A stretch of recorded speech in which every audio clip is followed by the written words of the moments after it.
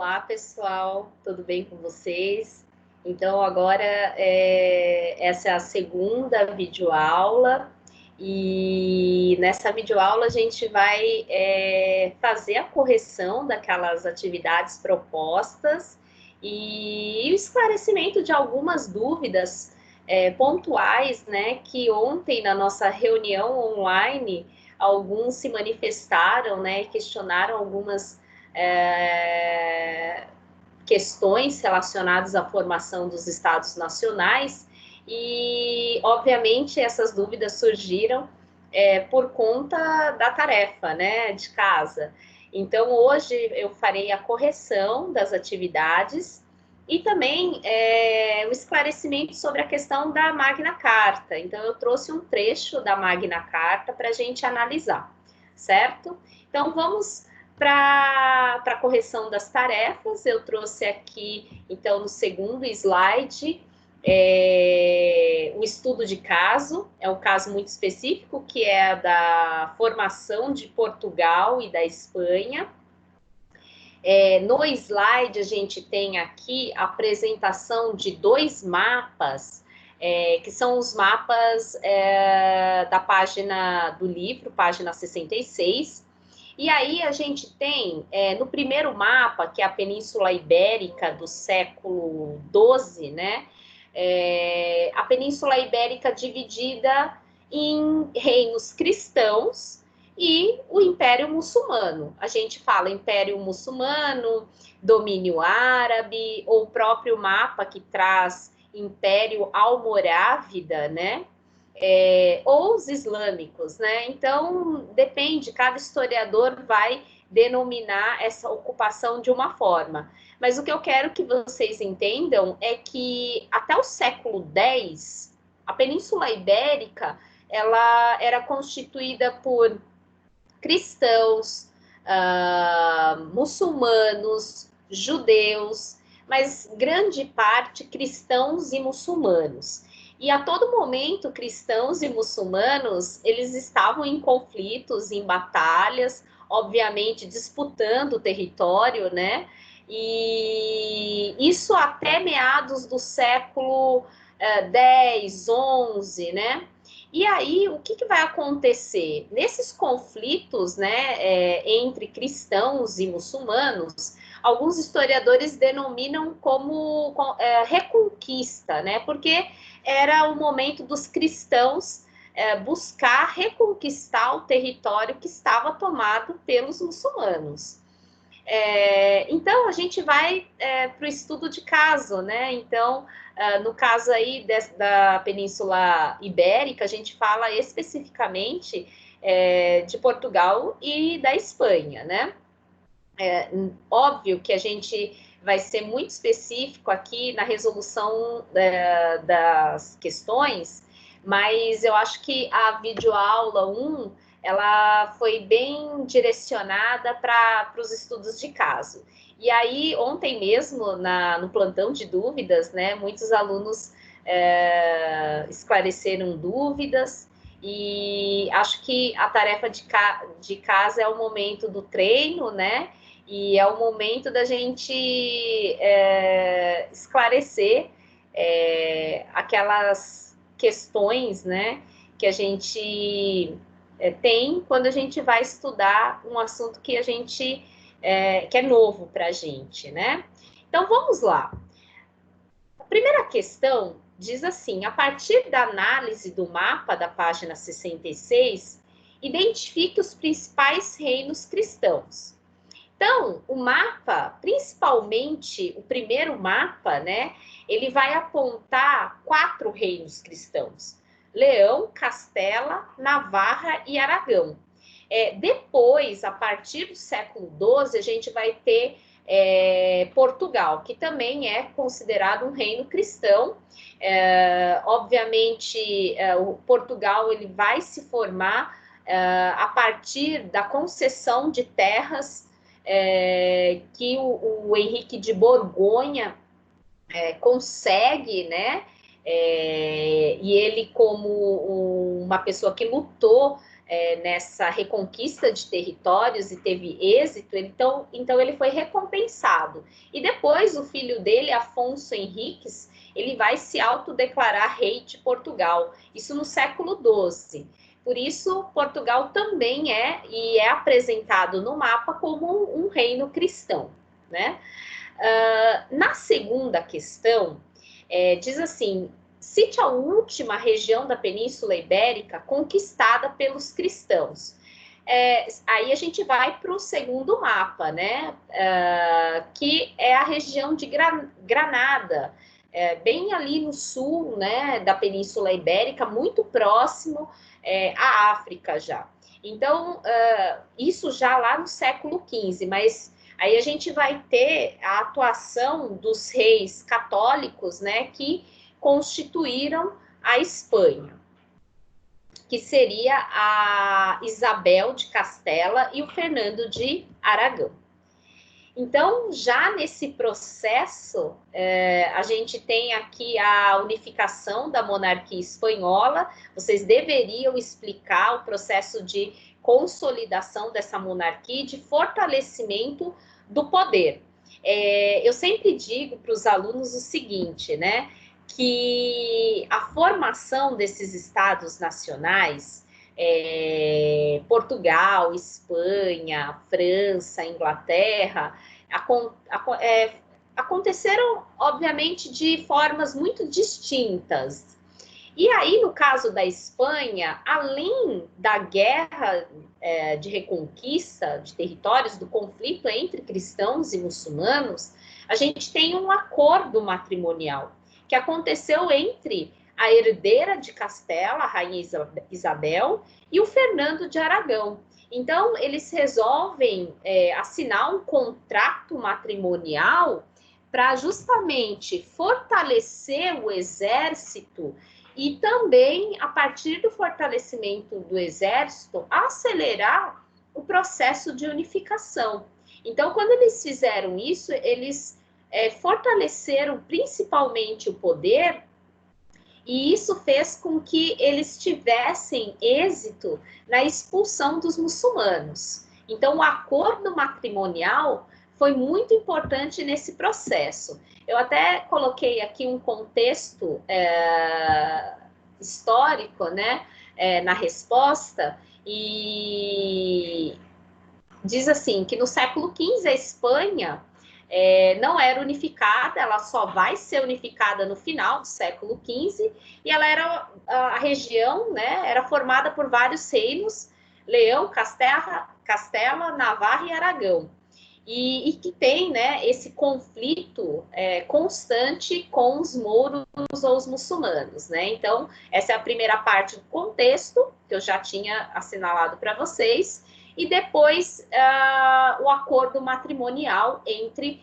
a rainha de Castela, Isabel, e o rei de Aragão, que é o Fernando. Então, é muito interessante esse acordo, e além do fortalecimento de poder, eles fortalecem a questão cultural e a crença, né, no catolicismo, que depois eles vão carregar o título de reis católicos. Agora, é muito interessante e válido, né, a gente lembrar que todo esse processo de unificação e estabelecimento das monarquias nacionais contam com o apoio principalmente da burguesia, né? Relembrando, a burguesia fez grandes investimentos, financiamentos de projetos reais, como construção de muralhas, fortalecimento de exército, e esses reis contaram muito com o capital do burguês, né? Mas óbvio que os burgueses fizeram isso com uma intenção. Muitos burgueses conseguiram cargos administrativos, cargos importantes, só que é válido lembrar que os burgueses pertenciam ainda ao terceiro estado, né? que é a base da pirâmide. Então, assim, muitos alunos me questionam: os burgueses eram ricos. Tinham muitos burgueses ricos, afortunados, comerciantes, banqueiros, cambistas, né? Mas eles ainda pertenciam ao terceiro estado. E muitos burgueses, nesse momento, começaram a comprar títulos de nobreza, títulos de condes, marqueses, barões, de nobres que já estavam empobrecidos, né? Que já a unidade de produção não produzia o suficiente, a agricultura também já não estava no seu auge, como durante o período medieval e no modo de produção feudal. E aí eles começaram, esses nobres empobrecidos, a vender esses títulos, né? Então, muitos burgueses compravam esses títulos, mas, óbvio, não era o nobre de sangue, né? O nobre da espada. E isso era muito comum nesse momento aí de transição do final da Idade Média para o começo da Idade Moderna. Então, vamos lá. Na página 69, tem uma questão que diz assim: explique a relação entre o enriquecimento da burguesia e o fortalecimento do poder dos reis na Europa Ocidental. Eu acabei de explicar para vocês, né, que a burguesia muito rica passou a investir muitos monarcas. Obviamente, esses empreendimentos reais custavam muito caro e era sempre um acordo, né? Então, reis precisando do capital burguês e a burguesia recebendo cargos e alguns privilégios desses monarcas. Bom, aí a gente vai para o caso da Inglaterra, né? Lembra que a gente fez um estudo de caso aí. Então, na segunda questão, diz assim: destaque uma característica da formação do Estado moderno inglês que diferencia da composição dos demais estados estudados neste capítulo. Então, olha só, essa questão ela é muito importante porque ela está relacionada à Magna Carta, que eu vou trazer para vocês no final da aula, para a gente entender o que era esse documento, né? Vamos relembrar o caso da Inglaterra. A Inglaterra, ela acelera o seu processo de unificação no século XII, mas a gente também precisa relembrar o contexto histórico, né? E lá na Idade Média. Então, o reino inglês, ele começa a se constituir como Estado a partir do rei Guilherme Conquistador, ou Guilherme I. Mas não existia a centralização de poder. E aí, quando já no século XII, né, quando esse processo de centralização de poder começa a aparecer, né, os reis começam, de uma certa forma, aumentar impostos, confiscar terras, e obviamente que nobreza muito descontente, súditos em geral muito descontentes, né, começam a pressionar o rei e mostrar essa insatisfação.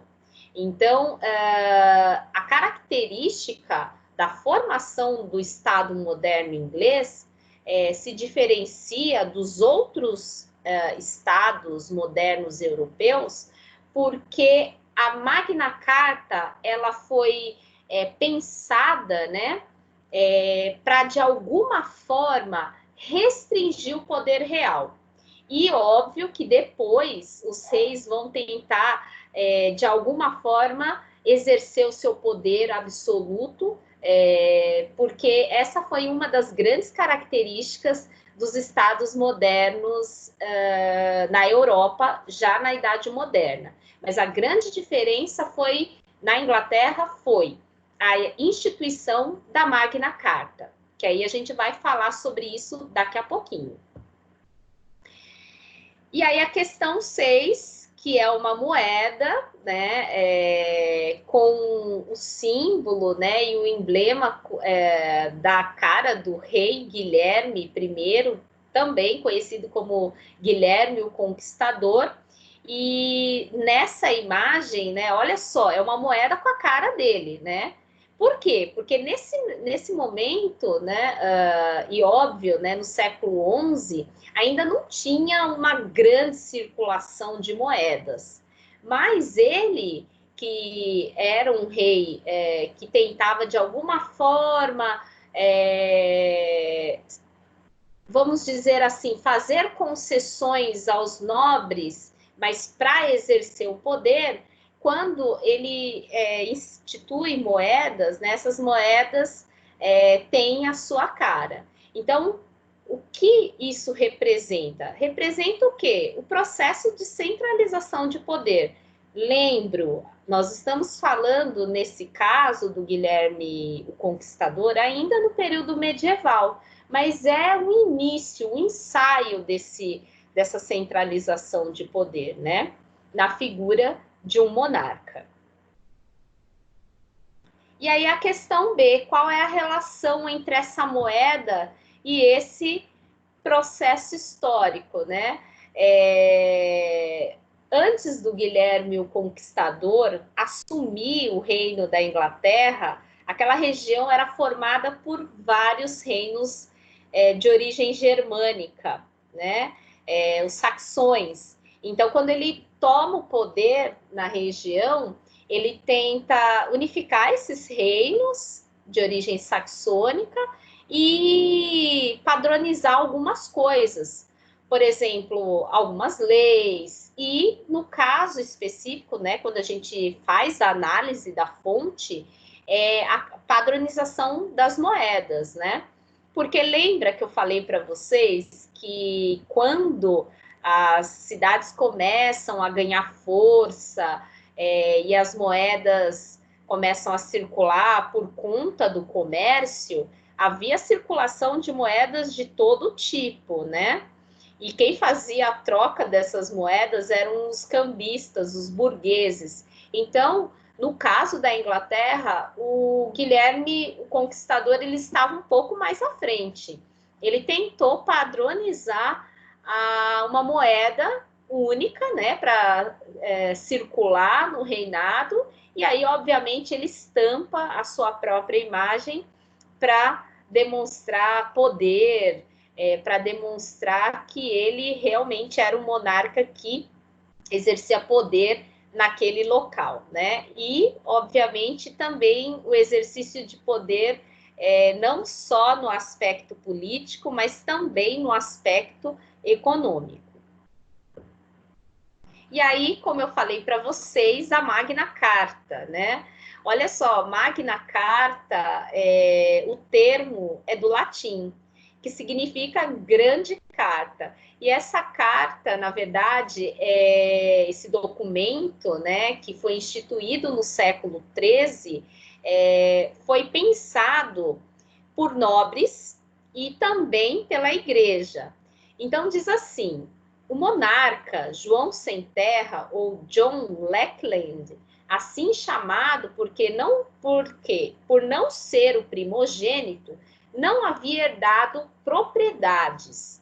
Além disso, tem um outro problema aí. O João Sem Terra, ele perdeu partes do território inglês para os franceses. Por isso, ele tem esse nome, João Sem Terra. E, para óbvio, né, como ele perdeu partes do território inglês para a rival, a França, ele começou a tentar criar algumas estratégias para recompensar isso. Então, ele começou a instituir impostos. Então, vamos ao texto. Exagerou nos impostos e nos abusos de poder e, consequentemente, criando antipatias. A falta de apoio dos súditos obrigou João Sem Terra a ceder e assinar o documento conhecido como Magna Carta, ou Grande Carta, lá no ano de 1215. Espero que vocês tenham assistido aquele trecho que eu indiquei para vocês do filme Robin Hood, que é o discurso, né, do João Sem Terra para os nobres. E bem no final do filme, né, daquele trecho, ele vai dizer que ele aceita, né, a carta. Então vamos lá. Olha o que diz a fonte. João, pela graça de Deus, rei da Inglaterra, senhor da Irlanda, duque da Normandia e da Aquitânia, conde de Anjou. Gente, João Sem Terra, além de rei, ele tinha todos esses títulos da nobreza. Determina que nenhum imposto será estabelecido no nosso reino, sem consenso geral. Então, a gente costuma dizer que a Magna Carta, ela também vai assegurar alguns direitos para os cidadãos ingleses.